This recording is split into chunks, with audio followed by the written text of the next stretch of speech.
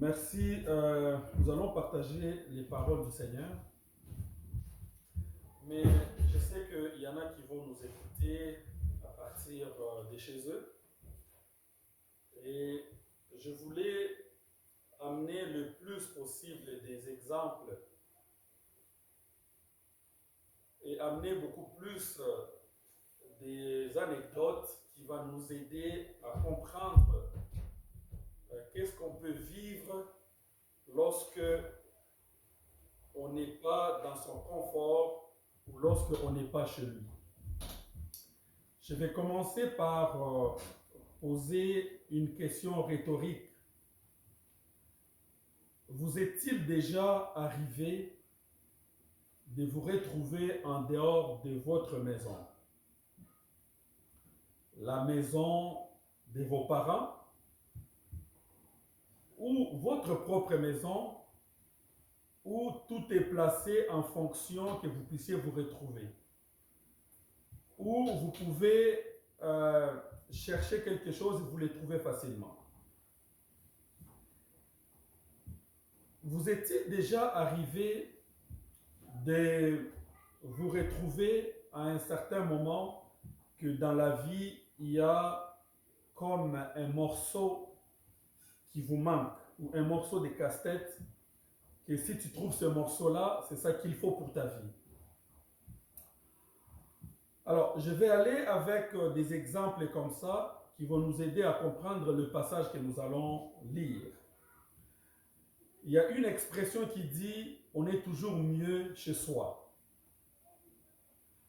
Je me suis déjà retrouvé à certains endroits dans ma vie où je n'avais pas tout ce dont j'avais besoin, les outils nécessaires, et je n'avais pas les éléments nécessaires pour soit faire un travail ou pour avancer. Deux fois, je me suis retrouvé à certains endroits où c'est tout simplement le baignoire qui me manquait, ou la douche, ma douche qui me manquait. Il y avait d'autres douches, mais ma douche à moi me manquait, je ne pouvais pas la prendre. Alors, souvent, on va se rencontrer dans des situations comme ça, où même les choses qu'on pense être acquis vont nous manquer ou vont nous échapper. Et là, on va commencer à penser, à dire, où suis-je? Et là, on va commencer à se dire, est-ce que je peux retourner? Est-ce que je peux revenir? Est-ce que je peux aller chez moi? Est-ce que je peux me retrouver chez moi?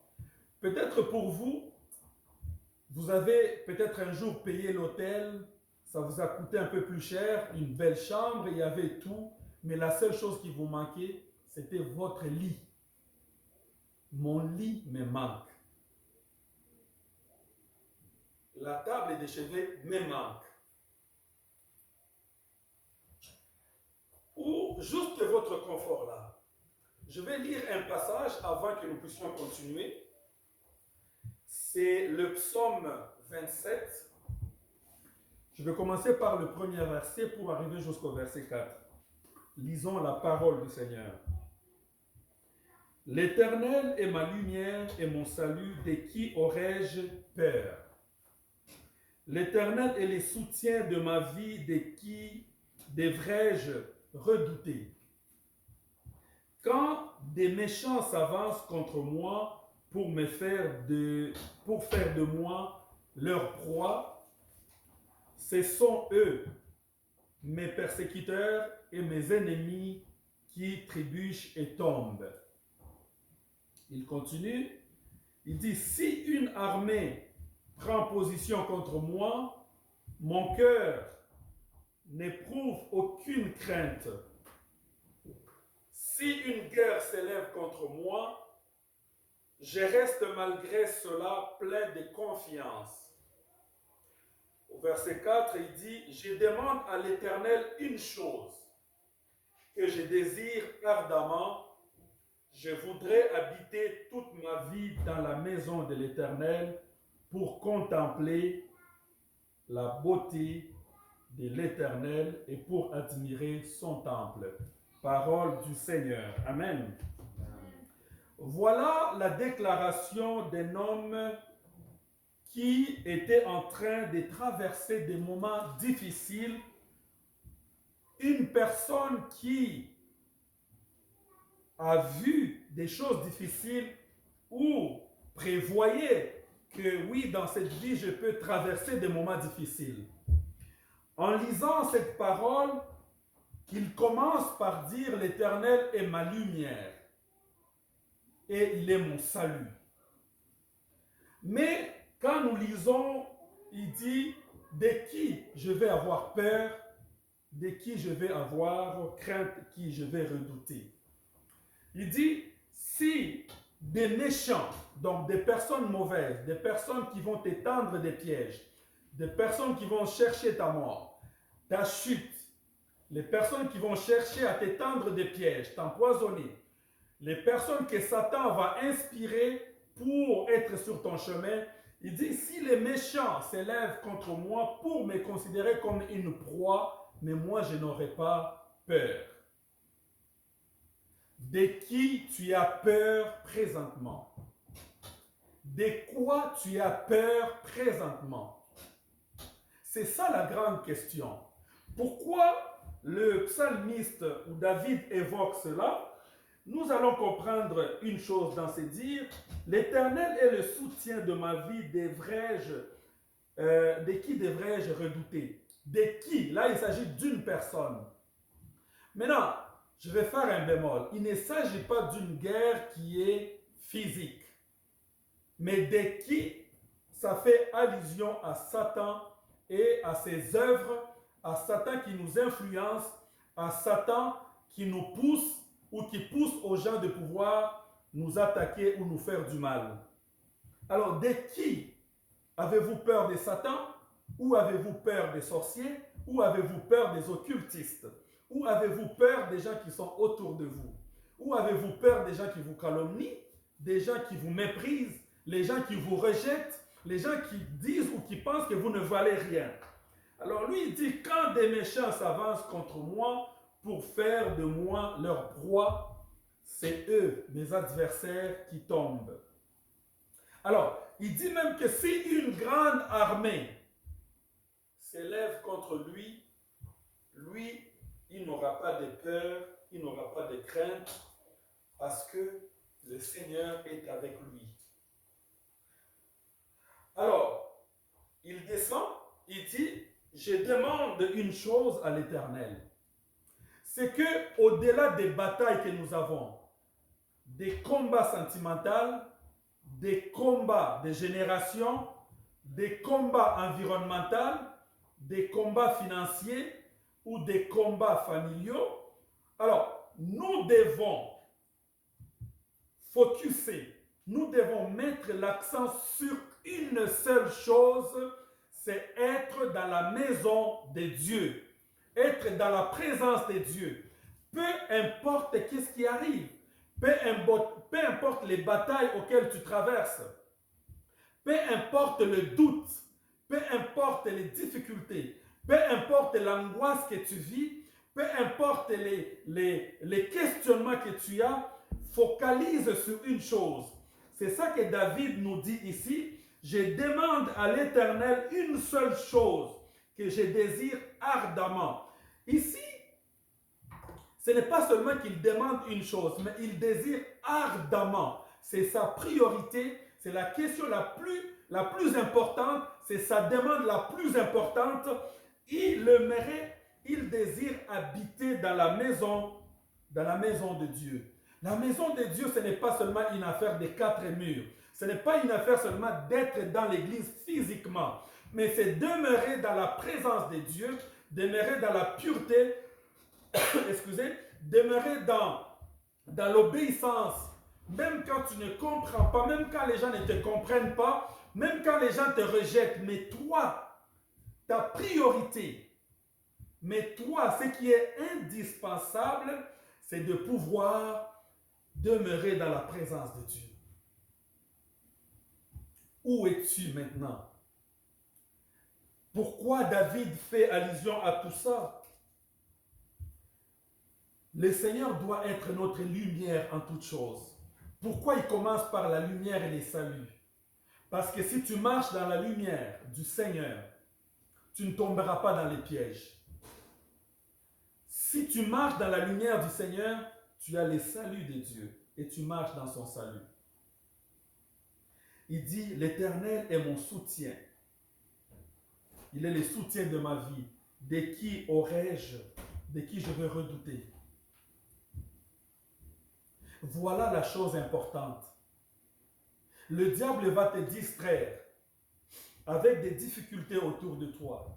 Les difficultés à la fois financières, les difficultés émotionnelles, les difficultés dans l'environnement, les difficultés au travail, les difficultés familiales, les conflits dans la famille, les conflits des couples. Et tout ça là pour te distraire afin que tu ne puisses pas demeurer dans le temple, demeurer dans la présence de Dieu. Maintenant, avec les anecdotes que j'ai données au tout début ici, vous êtes-il déjà senti d'être loin du Seigneur? Pourquoi le temple? Pourquoi la présence de Dieu? Parce que c'est chez nous. La Bible dit que nous sommes étrangers sur cette terre. Nous sommes des visiteurs. Nous sommes des pèlerins. Un jour, nous allons retourner là auprès du Père. Alors, c'est la raison pour laquelle, déjà à partir d'aujourd'hui, nous devons nous exercer à vivre dans sa présence. À partir de maintenant, nous devons nous efforcer à oublier tous les problèmes autour de nous, toutes les difficultés autour de nous, tout ce qu'il y a comme combat et bataille que l'ennemi nous impose, auxquels les gens nous entraînent, susceptibles de pouvoir apporter la haine, la colère, l'amertume. Donc, demeurer dans la présence de Dieu, il dit ceci. Il dit, je voudrais habiter toute ma vie dans la maison de l'Éternel pour contempler la beauté de l'Éternel et pour admirer son temple. Car il me protégera dans son tabernacle le jour du malheur. Et il me cachera sous l'abri de sa tente. Si on demeure dans la maison de Dieu, on demeure chez nous. Si on ne se sent pas à l'aise dans la maison de Dieu, c'est un problème. Si jusqu'à aujourd'hui, en tant que chrétien et chrétienne, vous vous sentez mieux ailleurs et non dans la présence de Dieu, dans l'amour, dans la paix, c'est qu'il y a un problème. Oui, on peut comprendre qu'il y a les gens qui peuvent être mal à l'aise dans certains endroits, dans certains lieux de culte,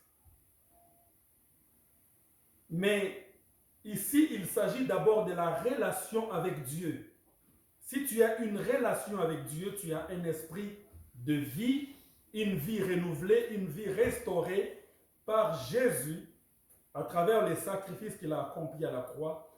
Peu importe ce qui t'arrive, peu importe ce que tu vis, tu vas demeurer dans sa présence, dans son temple.